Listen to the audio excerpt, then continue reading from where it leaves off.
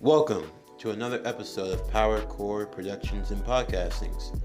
I'm your host, Jerron Harrington, back to hit you another video. And today we're going to be wrapping up Upload Week with What If Deku Was a Power Ranger, Part 2. First and foremost, as always, I want to thank everyone who is a part of Power Core Productions and Podcastings. And I really want to thank you for the feedback that I've been getting for both of the video series that are out right now. That being What If Tanjiro Had Venom and What If Deku Was a Power Ranger. I am truly enjoying these series that I am making so far, and I can't wait to make more now and in the future. Now, a few things to keep note of. The main reason why you're getting a lot of the videos that you've gotten so far. First, with What If Tanjiro Had Venom that came out just less than 12 hours ago, as that video dropped last night at midnight. And this video that's going to be coming out in the afternoon today. Since I discontinued Naruto Yokai, and for those of you who are asking, Naruto Yokai will return, but it's going to be revised. I had to rewrite the series because I wanted to make some changes because I didn't like where it was going, to be honest with you. It didn't really feel right. The plot holes, the errors that I was making. I'm not gonna lie, sometimes I feel like I think I know something better than I do, and when you've watched so many Naruto what ifs, when you've gone over the Naruto story so many times, when I went into that series, I really just felt like I could just do it all off of memory. But then when I look back on it, I see a lot of the errors that I made, and I thought to myself, could I have kept going? Sure, I could have, but I don't think I would have made the story quite the way I wanted to. Now, I'm going to revise the series. I'm going to keep a lot of the main points that I kept in the first one, but I'm just going to switch things up because I feel like I was making things, just a little too easy, and I don't think I was really doing as good of a job as I thought I could. So I hope you guys understand that I just want to try to do the best I can with this channel. I want to be one of the best what if YouTubers out there, and if I'm going to do that, I can't be putting out subpar content. I gotta put my best foot forward. So that's just my main focus. That's my mentality when I make these videos. I don't want to just make something with a cool thumbnail and have everyone click on it. I don't want to take advantage of you guys like that. When I started this channel, when I started with What If Naruto Was in High School DxD, when I did What If Spider-Man Was in ReZero, I truly love making those stories, making something new, making something fresh, something original, something that no one's ever thought of. And I want to take other ideas that have been made and put my own twist on it and make things in my own way. So don't worry, Naruto Yokai will return later on this fall when I've had a chance to go over it, rewrite it, and redo it in a way that I think will work best. But for now, we're just going to stick with these two series. And first and foremost, after this video, the next one's going to be coming out on Monday. And from there, we'll do alternating days between Monday and Saturday, respectively. But anyway, without further ado, we're going to get into What If Deku Was a Power Ranger, Part 2, Heroes of the Morphing Grid. So sit back, relax, and enjoy the show. 10レンジャー10レンジャー永遠の戦士たちよ10レンジャー10レンジャーいつも君のそばに恐竜戦隊10レンジャー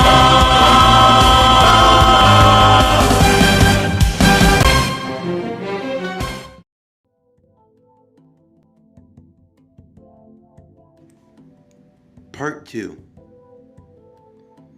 Both Deku and Bakugo would progress nicely during their first few weeks at UA, learning both how to be a hero as well as getting their general studies and education. While the two boys were starting their hero's journey, the staff of UA now had a lot to deal with. Principal Nezu worked very closely with Alpha, providing him with much resources and any technological advancements that he might need in order to aid him in his quest. As the teachers and Alpha were getting on the same page as to what he were looking for, he would explain that, like Bakugo and Deku, he were also looking for 5 more candidates to become Rangers. Seeing just how powerful the Power Ranger coins could be working alongside with a quirk, this could prove to be a game changer, and the 7 students were going to need to be trained by someone of proper stature if they were ever going to stand a chance to make it in this world. Never knowing when Lord Drakkon and his forces may arrive. They may show up a few days from now, maybe a few weeks, a few months, maybe even years. After all, the multiverse is a rather large and complex system. But there was never any doubt in Alpha's mind that Lord Draggon's forces would soon arrive. However, thankfully, unlike in his world, where only the Power Rangers existed, this world had a host of heroes with different and strange and unique abilities, and thus it was pretty well fortified to defend itself. Of course, this Alpha was not too versed on much of the Ranger knowledge, since in his timeline, the Power Rangers never made it beyond the Mighty Morphin era.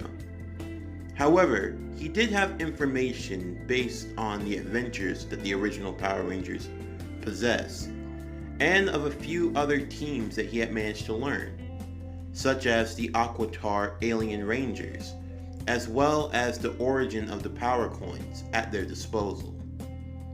This would intrigue Aizawa, as among the information in the databanks, he would ask about one in particular, the man who created the power coins, the one known as Ninjor.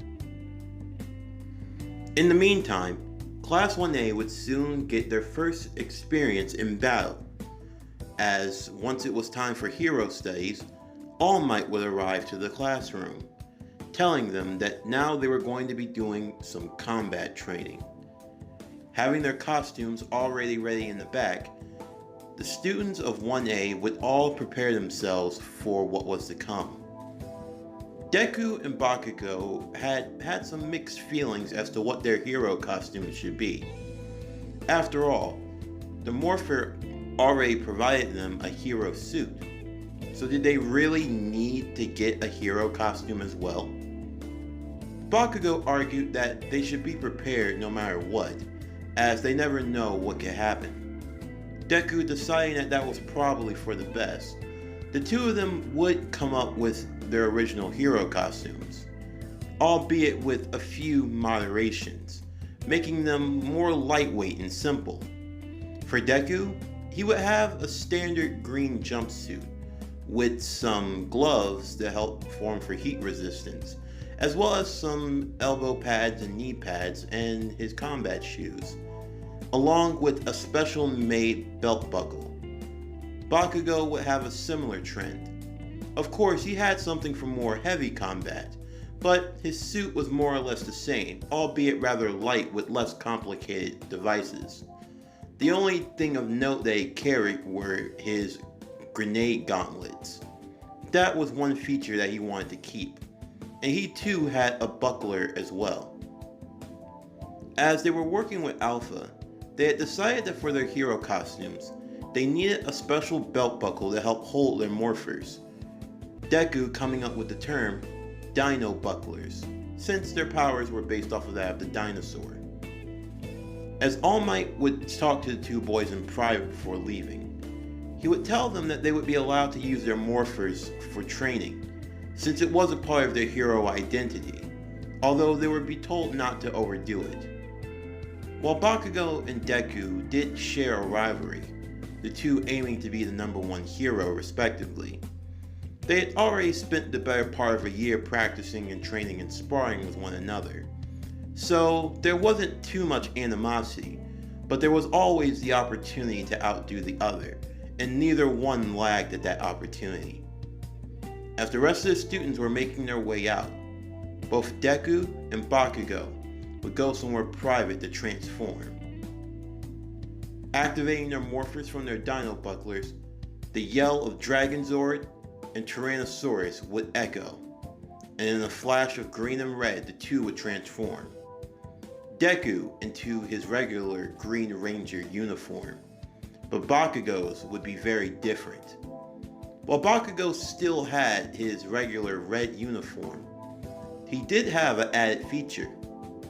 Working with Alpha, whenever he transformed, his grenade gauntlets would transform with him, changing from their green to an all-white with a red trim around his arms, thus allowing him to store his extra sweat from his suit into his grenade gauntlets. And with the powers of the Morphing grid activating within the gauntlets themselves, they provide an extra boost in power, but also it helped avoid much of the kickback, a drawback that he would have to worry about when unmorphed. As the two made their way outside, Class 1A would be stunned at their hero costumes and how similar they were, as they would simply explain that the two of them had grown up together and one must have copied the other by accident. As All Might would gather everyone around, they would each be split up into teams of 2, as there would be a 2-on-2 battle, that being with 2 acting as heroes and the others acting as villains. The goal of the heroes was to infiltrate a building where a bomb would be placed, or a dummy bomb, and the role of the ones playing villains was to hold off the heroes until the time ran out, while the other heroes were to work to try to get the bomb before the time ran out, or capture the villains. As everyone was split off into teams, Deku and Bakugo would be shocked at their pairings. Bakugo would be teamed with Ida and he would be playing the role of the villain, while Deku would be teamed up with Ochako Uraraka and they would be playing the role of heroes. As the battles went through one by one, the teachers, as well as certain select staff, were looking very closely to see if there were any candidates. Among them, there were 2 students that stood out in particular. One being Momo Yaoyorozu, and the second one, a boy named Shoto Todoroki. Those 2 students even catching the eye of both Deku and Bakugo. Both the boys firmly fixed on the half-iced boy for his immense power and abilities, thinking that at the very least, he could be a good addition to the team, and he was dangerous. While Deku would be more focused on Momo, as she definitely possessed a rather versatile and creative quirk. Along with adding the powers of a Power Ranger to them, there was no telling what she could be capable of. Soon the time would arrive for Deku and Bakugo's match, as Bakugo and Ida would make their way inside. Bakugo would take the time to explain to Ida what Deku's power set was and what to watch out for, recognizing that this were an exercise, but still nonetheless he was determined to win. And he made it very clear that he would take Deku on one-on-one, as he was the only one there strong enough to do battle with him, and that Ida was to simply stay focused and guard the bomb. As Deku and Uraraka would make their way into the building, Uraraka would compliment Deku on his uniform, stating that it looked really stylish and she hoped she could have one too. Something a little more pink. Deku would take this into consideration as he blushed a little as the two would make their way inside. Deku, knowing for a fact that Bakugo were going to be charging at any moment, he would tell Uraraka to hide around the corner. Almost without fail, a rocket of red explosions would move through the halls, as both the red and the green ranger would come face to face. As Alpha was watching things unfold, he couldn't help but feel a bit uneased, remembering the last time his green and red ranger got into a fight. It didn't end well. But the two boys seemed to be different, and they seemed to have their heads on straight. But of course, that was always what it seemed, and that may not always be what it was. Deku and Bakugo would enter into their brawl, Bakugo taking full advantage of the suit's extra durability, using his explosion gauntlets to the fullest, as Deku would try to block and move as best he could. Thankfully, he had the dragon shield to help aid and protect him, as he would summon green flames himself, working on both defense and fighting off Bakugo's offense, as the two would collide in explosions of green and red, the heat emanating all around the building. Deku would communicate to Uraraka telling her to go and locate the bomb, and that he would find her shortly. As he and Bakugo would continue their match, the two proving to be even paced, although Bakugo clearly held the advantage. After all, he had had his quirk for a longer time and was more used to using it. Even with Deku putting in a year's worth of training, there was still only but so much a novice could do with his quirk. Bakugo taking full advantage of this with his fighting style. However, unknown to him, Deku, even if he didn't have a quirk for very long, still took advantage of what he could learn, catching Bakugo's right hook before slamming him into the ground with authority. Realizing that the boy had been studying his moves, Bakugo would get up with a snarl, stating that this wasn't all that he had, as the two would continue to fight on. Meanwhile, Uraraka would soon locate the bomb, trying her best to hold in her laughter as Ida would go on pretending to be a villain. However, her snicker would give her away, and Ida would yell proudly that even if she could get close, he would not allow her to touch the bomb as he would move simply too fast. As they looked at the encounter between Uraraka and Ida, All Might would be looking impressed with their skill sets as well, thinking that they might potentially be good candidates for Rangers also.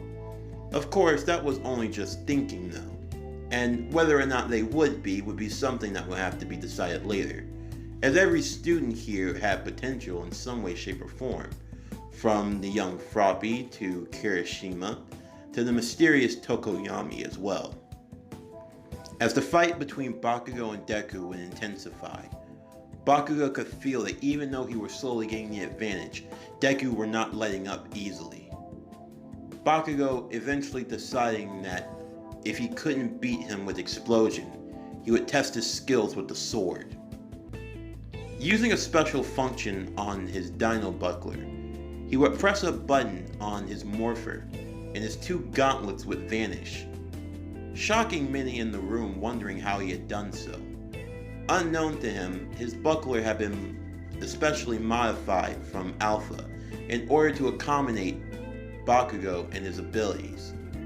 As Bakugo would now pull out his power sword, Deku would do the same, pulling out his Dragon Dagger. As the two would collide, going head to head, blade to blade. Unknown to everyone else, Alpha would see images, remembering that fated battle between Jason and Tommy, seeing a rivalry renewed between the Red and the Green Ranger, remembering the intensity of that rivalry and remembering where it led. He couldn't help but feel the flashbacks. Even for a robot, he could feel the pains, remembering how it all came to an end. Sometimes he even wanted to look away as it made him feel uneasy, even if they were just training. Sometimes hurt feelings could lead to irrational decisions, and there was no telling where those feelings could lead. Feelings of jealousy, of anger, of hurt, of betrayal. They were all too common, no matter what world you come from. And there was no telling where those feelings could lead these boys. But still, he could see within them a heroic spirit, a fighting spirit, the spirit to do what was right, and he only hoped and prayed that he had made the right decision. As the two boys' fights would enter into the final stages, both breathing heavily as they seemed to be evenly matched, Bakugo would summon one gauntlet once again, holding his hand at the pen, preparing to unleash all of his stored up sweat and convert it into a single concussive blast. All Might would look on worried, knowing that the full-powered blast from that grenade gauntlet could potentially destroy the whole building. Even if the boys knew what they were doing, that would still put the other teammates at risk, and All Might would yell to Bakugo not to do it. However, Bakugo would pretend to act like he were not listening, as Deku would rush forward to try to stop him. However, in that exact moment, Bakugo would have the gauntlet disappear once again, before returning with a roundhouse kick of his own straight to Deku's head, sending him flying as Bakugo would concentrate a controlled explosion. hitting Deku as he was straight in midair, not giving him any time to dodge. Deku, feeling the oncoming assault, he would use his dragon dagger to block the attack, emitting a green flame around it. He would spin almost in a cartwheel-like motion, taking the momentum of the explosion and sending it straight upwards, shooting through the other floors above. As it made their way to the top, the explosion would hit straight between Uraraka and Ida, causing Ida to fall over as Uraraka would take use of the advantage. Grabbing as much debris as she could, she would make it all weightless before using one of the fallen support beams. Coming up with the move, the Cosmic Home Run, she would slam all the projectiles straight towards Ida, causing him to get off guard and fall over once again, as Deku would yell out to Uraraka to grab it. Uraraka would jump forward with just seconds left to spare, securing the victory for her team. As Bakugo looked on a bit annoyed, and Deku would fall over a bit exhausted, the two boys would unmorph, being both very tired and dehydrated from the fight. While Bakugo were not happy that he had lost this time around, he could at least take solace that this was simply a team battle, although he would yell out to Deku and make it very clear that this fight didn't count for their one-on-ones. Deku also acknowledging that this was simply just a team exercise, and that they shouldn't take it so seriously. While Bakugo was annoyed, he would simply scoff and walk off, as Deku would slowly get back to his feet, Uraraka coming back downstairs to check on him and asking if he were alright, to which the boy would reassure her. Eventually, the rest of the battles would take place, as everyone would receive their scores and the teachers would have a good evaluation of what the students could do.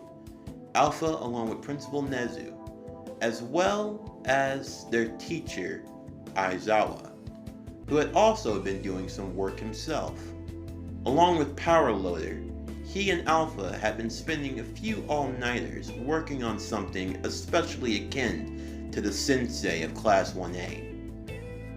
If the future Rangers were going to need an advisor to stand in front of them and to aid them, then he was going to have to be well equipped and powerful enough to defend his students from threats that were both domestic and abroad. With their combat training over, soon UA would start on the next phase of their hero training. Taking a trip to the unforeseen simulation joint, or otherwise known as the USJ, Class 1A would be given their first course in rescue operations, with the joint study being under the hero known as 13, someone who Uraraka would show fervent joy in getting to train under, as she wanted to also be a rescue hero in her own way.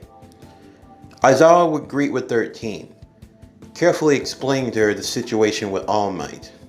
It wasn't a matter that he couldn't arrive, but rather he were in a meeting, talking to Principal Nezu and going over the various tape and footage. Among the many in combat training, a few students had stuck out as being potential Ranger candidates. All Might for his input as being the #1 hero, working alongside with the young robot Alpha, as it would go over the data to see who had the potential prospects of being the next Power Rangers. Among many of the candidates, a few names that stuck out were Ida, Uraraka, Momo, and of course, Shoto. But of course there were many others who had potential skill, such as Tokoyami and Asui and even Kirishima. As All Might would look at the group and would carefully deliberate which ones he felt could be potential Rangers in their own way.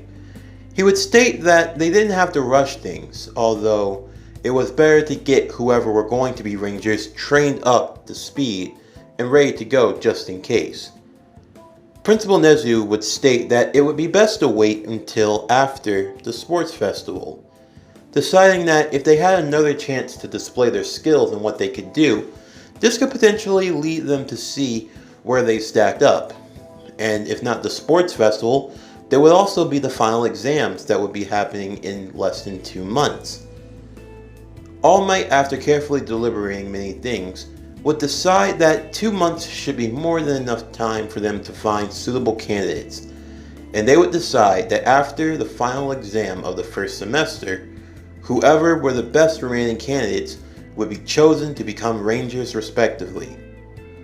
Meanwhile, back at the USJ, the hero known as 13 would be going over the various forms of rescue, from natural disasters to villain attacks to medical emergencies. As she were giving her speech, however, commotion would be taking place on the other side of the building, as it would find itself entering into an emergency lockdown. A strange warp gate would appear from the other side of the USJ, Aizawa looking on in shock as from out of the gate, multiple villains would start to emerge. From among the group, there would be a man in a tuxedo, if you could call him a man at all, as his hands and his head seemed to be nothing more but a gaseous substance, as well as another one who had hands covering his entire body. As the two villains leading the charge made their way into the USJ, the one with the hands all over his body, as well as one to his face, would look to his gaseous counterpart as he would remark that All Might were not here, even though their intel had told them otherwise.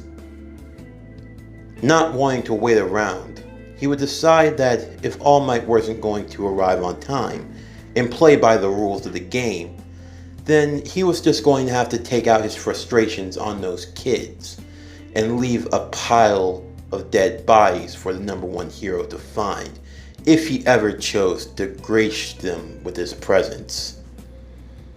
As the villains would start to emerge and attack, Aizawa would tell the students to stay back while he would take care of them. Donning his goggles and preparing himself, Mr. Aizawa would rush into action, showing off his abilities as the Eraser hero, Eraserhead, taking on multiple groups of villains all at once. As Deku and Bakugo looked on, wondering if now were the time for them to morph, they would soon be surrounded by the portal-like being, as he would emerge from behind the group. 13, wanting to take advantage of the situation, would use her quirk to try to suck away at the villain. However, creating a warp gate right behind her and turning her attack back on herself would cause her great injury and harm. Now, with the rescue hero on the critical side, Bakugo and Deku knew that they had no choice. Taking their morphers from their dino bucklers, they would activate the morphing sequence at once, as the Green and Red Ranger would now emerge onto the scene. Now ready for a fight, Bakugo would lead the charge first, at the behest of Deku, thinking that he had grabbed at the Warp Gate villain, along with Kirishima coming in for the assist. However, the two would miss in their attacks, and multiple portals would open, sending the hero scattering in every different direction. Until eventually, Deku had arrived on a boat, alongside the girl known as Asui, or the hero named Froppy, as well as the young and cowardly Mineta.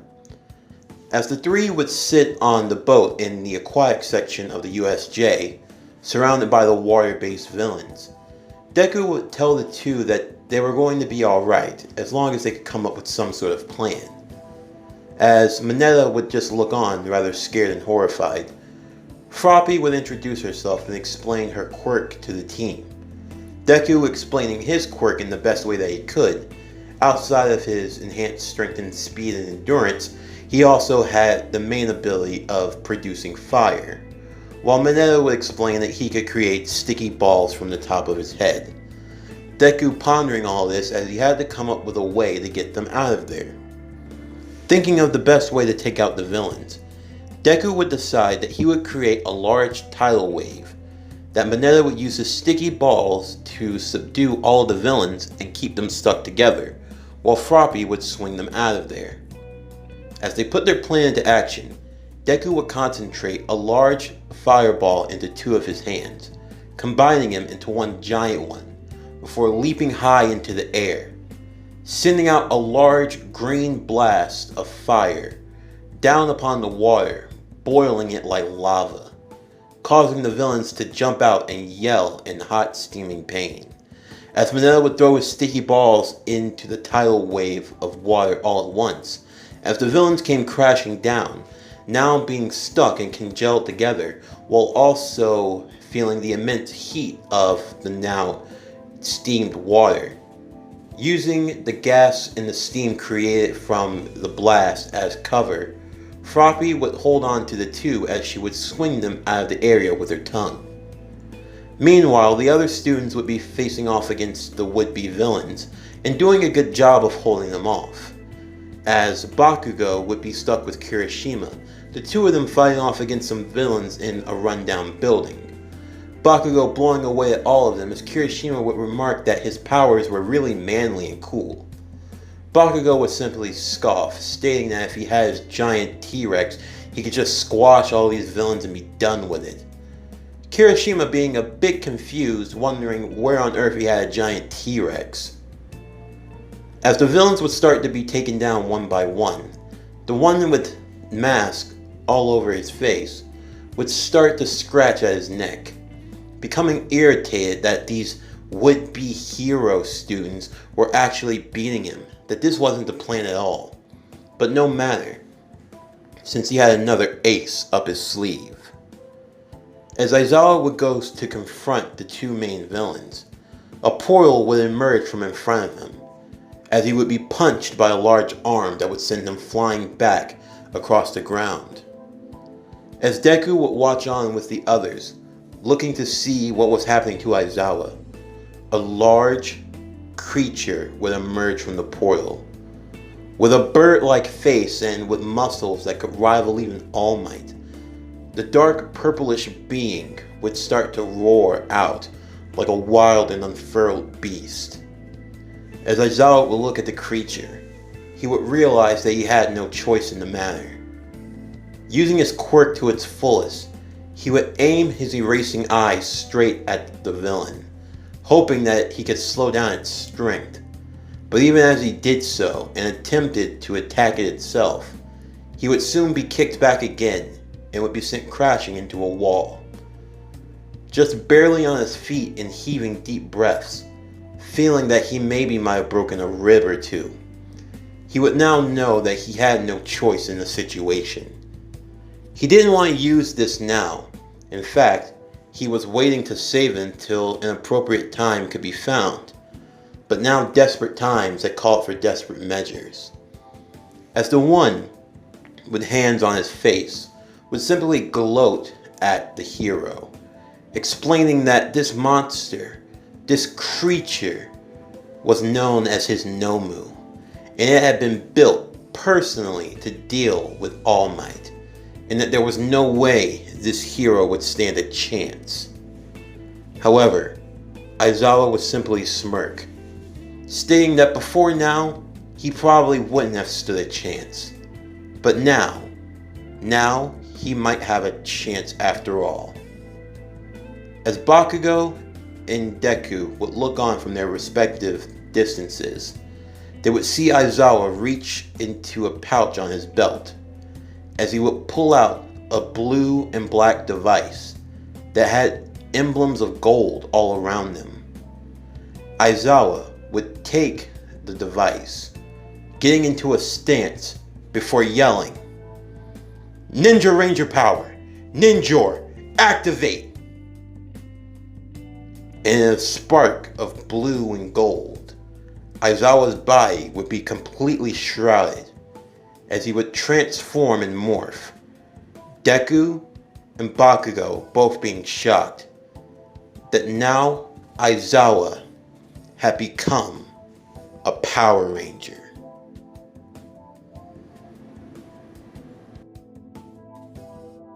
Welcome everyone to the brief intermission for What If Deku Was a Power Ranger. Now for this intermission, I'm going to briefly explain Aizawa, the 8th Ranger, or Ninja Ranger Eraserhead. Now, for those of you who are unfamiliar with the Power Rangers series and franchise, in its history and lore, it was confirmed that the one known as Ninjor, a leader and mentor to the second iteration of the Power Ranger team, who gave them the Ninja Ranger powers, was known as the one who had created the original power coins in the first place, and actually resided in the Temple of Power, where it was known. Ninjor was a mentor figure as well as a member of the Power Rangers team, serving as a auxiliary ranger in his own right. Now, for this series, as you know, this is tying into the Shattered Grid storyline in the alternate timeline where Tommy Oliver becomes Lord Dragon and basically takes over the world in Angel Grove, destroying all the Rangers one by one. I decided to include Ninjor as one of the ones from that universe that had been destroyed. The backstory for this is simple, that Ninjor, in his last moments, sent over a disc to Alpha. This disc containing the powers that he possessed, or at least a small amount, before he was eventually taken out by Lord Draken. When Alpha came to this universe, working with the UA staff and having private funding and things of that nature, along with his knowledge in technology, I decided to have Alpha build a morpher especially made for Aizawa, so that he could become a ranger as well, as when I had the voting in the comment section, there were many people who gave me good reasons to have Mr. Aizawa become a ranger. However, I still wanted to hold off on who the White Ranger would be, since I think that there are a lot of opportunities to go with that story. But I couldn't help but agree with the fact that if Aizawa were going to become a ranger, he would be a good fit, as he would be a mentor figure, since he already is to the class of 1A as a whole. And with his skills being akin to that of a ninja, as he does have real ninja training, I thought that him having the powers of Ninjor would be a good fit for him. So we're just going to take a brief look at what Aizawa will possess in this story. If you look on the screen, first you'll see over to the left upper corner what will be his regular ninja form, or when he transforms, that's going to be the form he always takes. This form is a fan art that I had gotten from online. It's a combination of Ninjor along with the Aquitar Alien Ranger powers, since that's pretty much the show where Ninjor comes from anyway. And I feel like this would be a good design for Aizawa. It's a sleek, ninja-like aesthetic, and if you want to use your imagination, he still has his capture take around his neck when he transforms, so that's just his specialty. He has his capture binding tape along around his neck, his scarf, along with this ninja form, so that's just what works for him. Truly aspiring to the aesthetic of the ninja. Over to the upper right corner, you have the classic Ninjor, or the Shogun mode as I'm calling it. And the reason for it being known as Shogun mode is essentially because it's a more bulky form. Now, asking how the two forms will be different, think about the Super Saiyan transformation from Dragon Ball Z. You have regular Super Saiyan, the one that Goku and Gohan were more accustomed to during the Cell games, and then you had the bulky Ultra forms that provided more of a strength but decreased in speed. But instead, this is just going to be a matter of increasing strength and defense while lacking speed, while the regular Ranger form has the speed and the quickness, but maybe not the raw power capabilities. In the lower left-hand corner, you see what Aizawa's Morpher would look like, and over to the lower right, you see the Megazord. Now, how his quirk will work with the Ranger form will be simple. He retains his quirk and has the ability to do what he's been doing, and nothing really changes except for the fact that he's just a Ranger. His visor can go up and down, so he can apply eye drops when necessary, and his eyes, they can still be tired, they can still be strained, and he still has to blink when he needs to. But he can use his quirk Eraser while being a Ranger, so he can erase the quirks of any villain that he comes into contact with while fighting in his Ranger form, so that's something to keep in mind as well. And again, I'm doing this as a way to form a compromise because I really did like the idea of making Aizawa a Power Ranger, but still I wanted to hold off on who would get the White Ranger powers. So that's just a little bit of a mystery that we'll have going on in the future. So still continue to vote for who you want to become the White Ranger, and when the time comes, we'll pick whoever has the most votes, and that person will become the Ranger. Now, depending on who gets what votes by the time we get to a certain point, after we finish with the final exams, the fight with Deku and Bakugo versus All Might, after that point in this story, I will tally all the votes for who you think should get what, and whoever has the most, that's just where the story is going to go. I know some people will like it like that, some people won't. That's why it's always important to vote for what you want in the story. Yeah, could I make this story on my own and do it my own way? Yeah, but I want this to be interactive. I want you guys to be involved in the story as well. So please, always continue to vote down in the comment section for who you want. There are going to be two lists.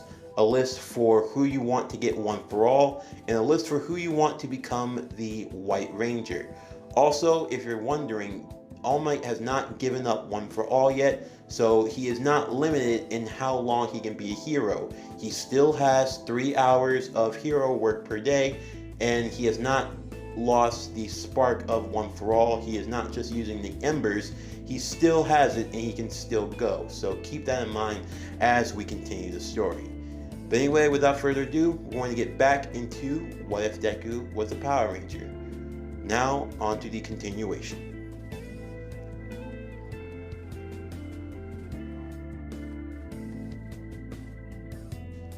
Both Bakugo and Deku would look on in shock, not believing that their sensei had also become a ranger as well. As many of the students were gathering back at the entranceway, Deku and Bakugo would meet up with the others. Using their combined strength, they would be able to open the door, allowing Ida the chance to run and go get help, as power and communication to the USJ had been cut off completely.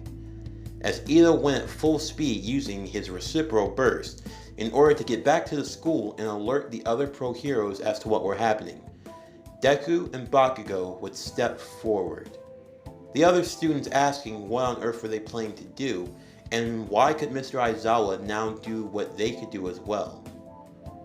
As the two of them wouldn't have a chance to explain.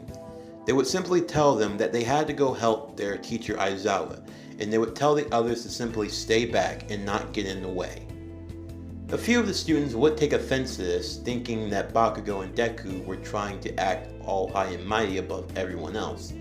But Asui would then feel that they probably had a reason for doing what they were doing. After all, if they had a power that was similar to their sensei Aizawa, then it was obvious that they had something that they just didn't. However, a few of them wouldn't listen, as Kirishima and the one known as Shoto Todoroki would still come along anyway, not wanting to miss out on the action. Not having any time to stop them, the four boys would then run forward, as they moved to the battlefield to aid their sensei. As Aizawa went into his fight against Denomu, he would quickly realize that while he had the speed advantage, it was not by much, and that the beast was deceptively quick, just narrowly dodging many of his strikes and attacks. Using his sword, he would slice away at Denomu, hoping to take it out non-lethally, but ultimately was coming to the conclusion that if this thing were strong enough to fight with Prime All Might, he might not have a choice in the matter. He might just have to kill it. As Aizawa would continue his onslaught against the beast, and the beast moving as well, Denomu would soon get in a good strike, slamming Aizawa up against the wall once again.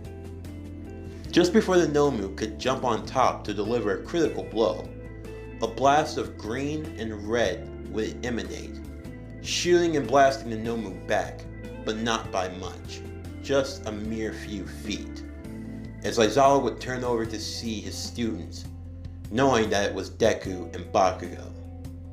He would tell the students that it wasn't dangerous and that they had to get out of here, but Deku would simply look back to his sensei, telling him that this situation was more than he could handle on his own and he knew it, and if they were going to make it out alive, they had to work together.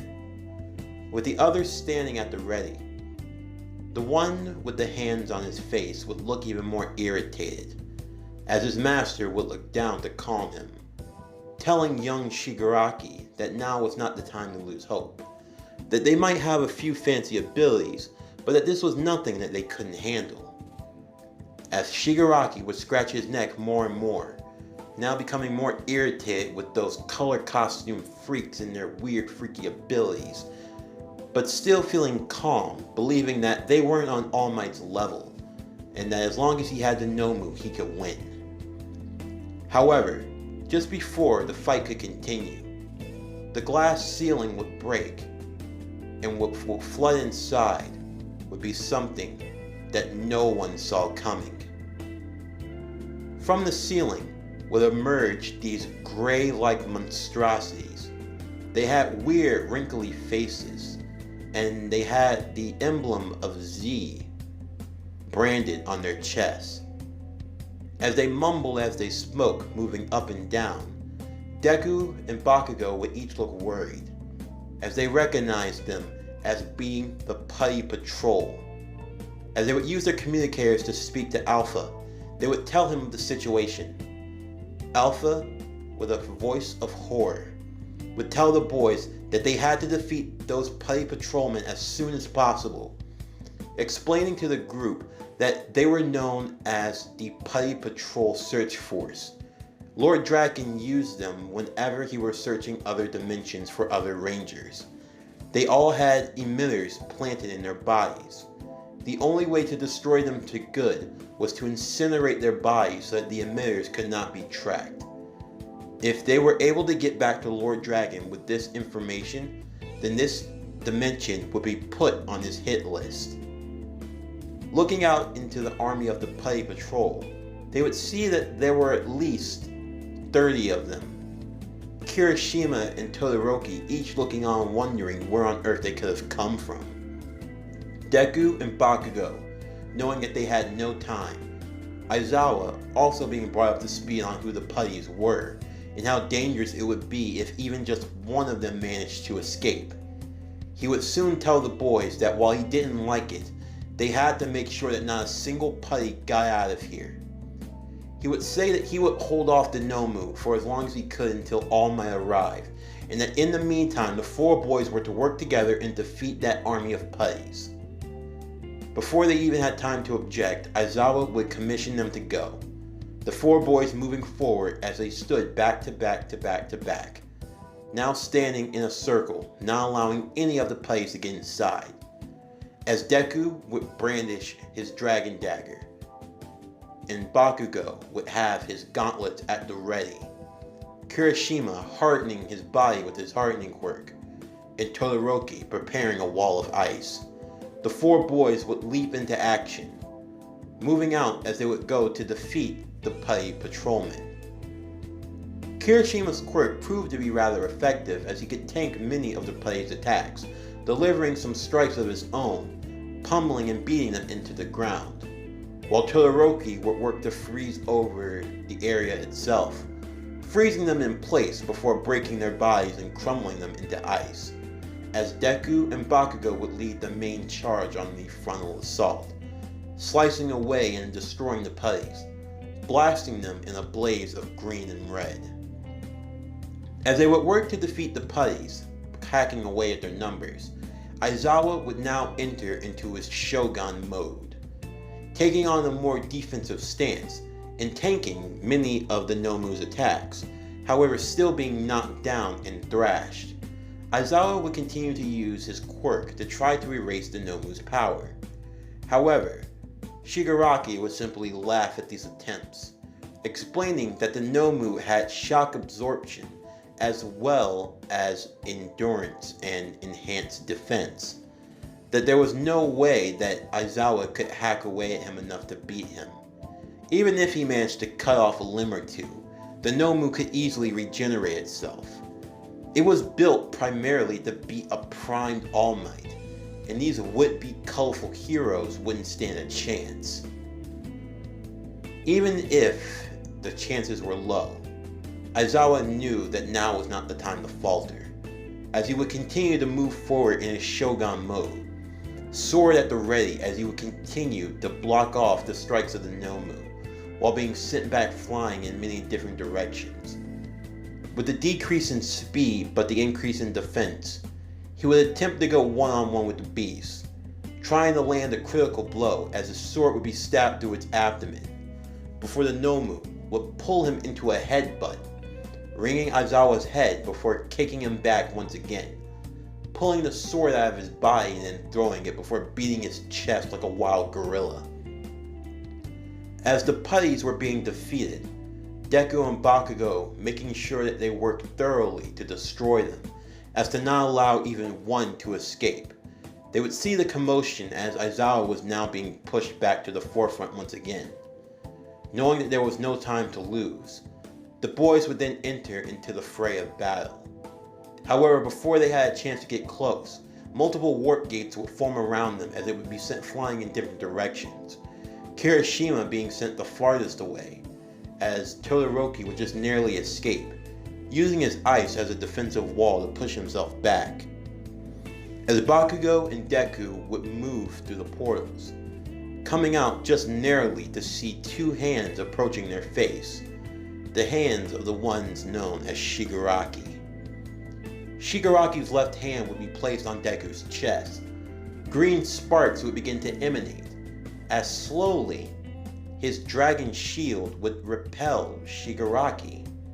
However, his right hand would be placed on Bakugo's chest, while red sparks would protrude as well.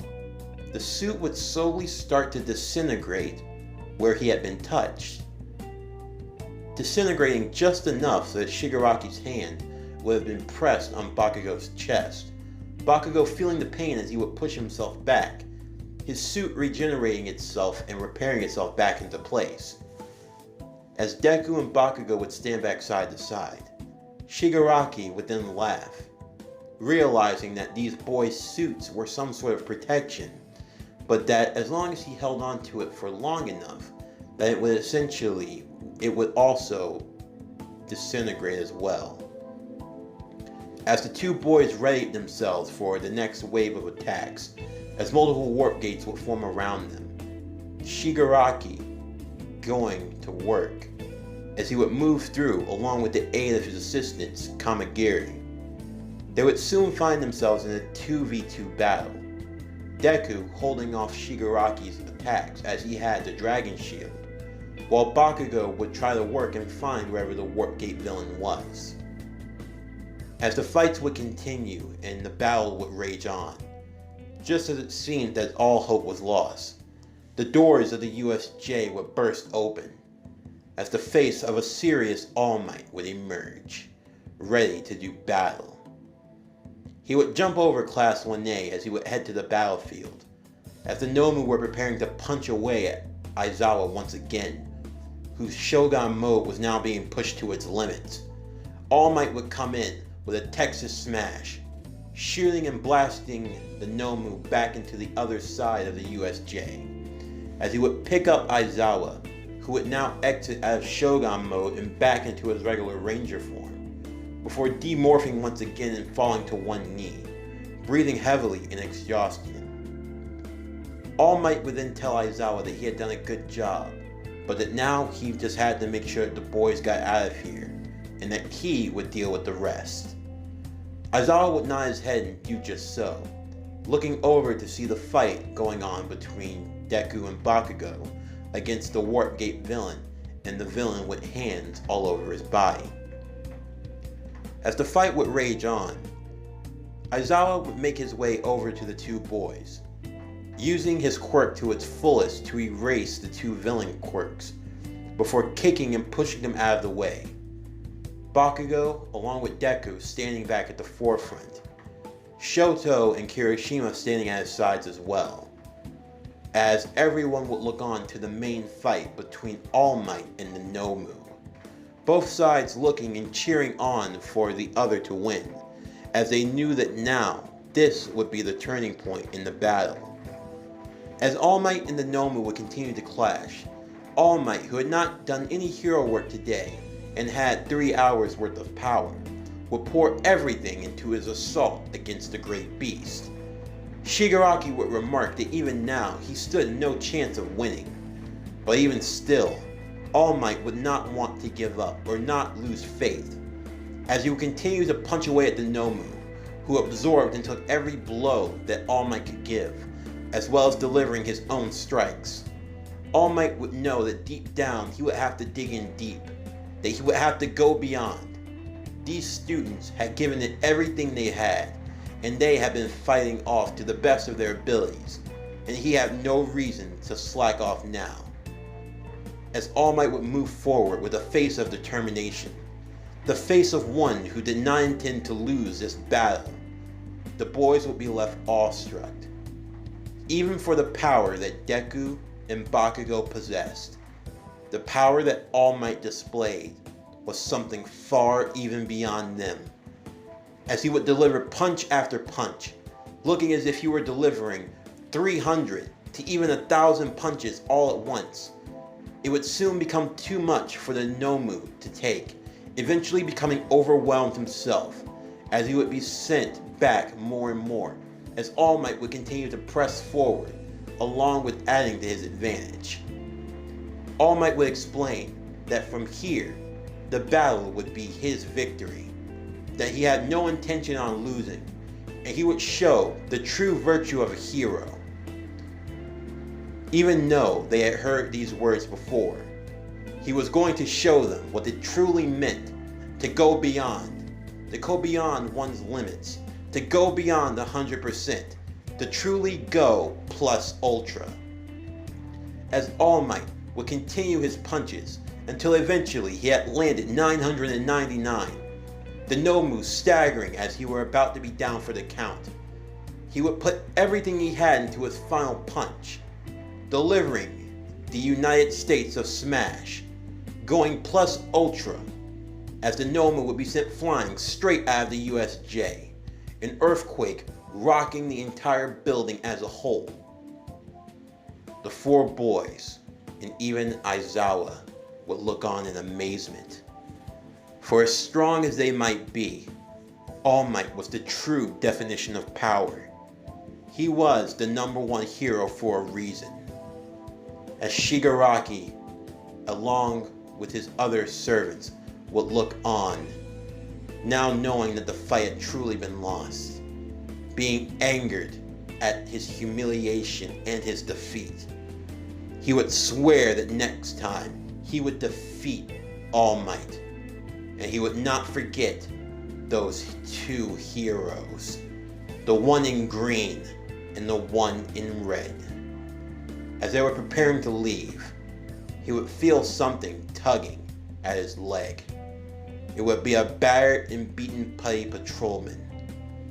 As he would look down upon it, he would tell Kurogiri that they were taking back the Nomu, and that they would be taking this, whatever it was, along with them, as it could be of some use to their goals.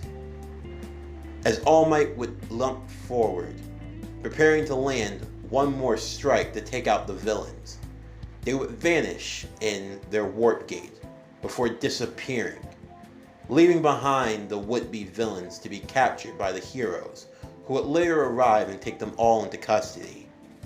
All Might thanking the others for their assistance and stating that they had held off and held their own pretty well.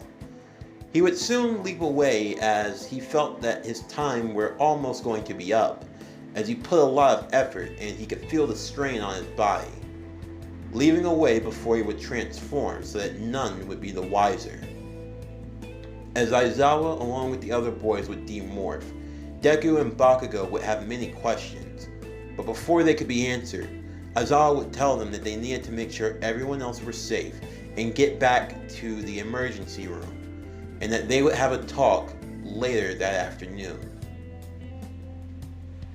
Everyone for the most part were relatively fine and unharmed, as school would be cut early and everyone would be sent home for a 2 weeks rest after everything that happened. Inside of a special meeting room that was closed off to many of the other staff and students, only accessed by those who knew the secrets of the Power Rangers, as well as One for All. In the room, Deku, Bakugo, Alpha, Aizawa, and Principal Nezu, as well as All Might, would all be gathered to discuss what had happened. Alpha explaining the situation at hand, and how Lord Draken used his Play Patrolmen to search through multiverses to find rangers or potential threats, explaining that as long as they were not allowed to leave this dimension, then they should be relatively fine. As they searched through the remains, Bakugo and Deku would look at each other confidently, assuring that they had destroyed all of the Play Patrolmen as they were instructed to. Aizawa, however, would look a bit uneased, feeling like there might be one, and if there was, they had to make sure that they were all hunted down for good. Principal Nezu would put out a special bulletin to stay on high alert in case there were any strange activity. Of course, though, with nothing else that they could do for now, the boys would now ask their main question, asking how Aizawa had become a ranger. Aizawa would explain that it was really too complicated for him to get into and he would just go back to sleep, allowing for Alpha to explain the situation, how thanks to some help from Power Loader and his own ingenuity, they were able to take the powers of the one known as Ninjor and convert it into a morpher, allowing for Aizawa to transform, and that Aizawa was going to be serving as not only their classroom teacher, but as their ranger, mentor, and watcher, seeing as how they needed supervision and an overseer to help guide them. But that in the meantime, they still had the situation of finding other rangers. Alpha would ask them if there was anyone in particular who stood out. Among many of them, however, there was only one boy who both Deku and Bakugo knew for sure could be a potential ranger. Someone who showed the most power and promise out of everyone, even themselves in Class 1A. The one who had both red and white hair, and the scar on his left side. The hero known as Shoto Todoroki.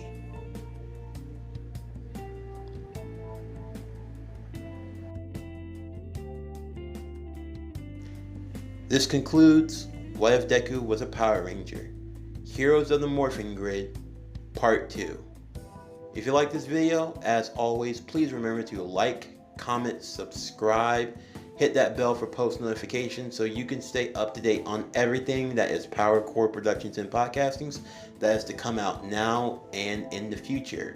Stay tuned for next week when we get back into the swing of things, kicking off Monday with What If Tanjiro Had Venom. But anyway, for all that and more, that's going to do it for the end of this video. I'm Javon Harrington with Power Core Productions and Podcastings, signing off, and I'll see you next time.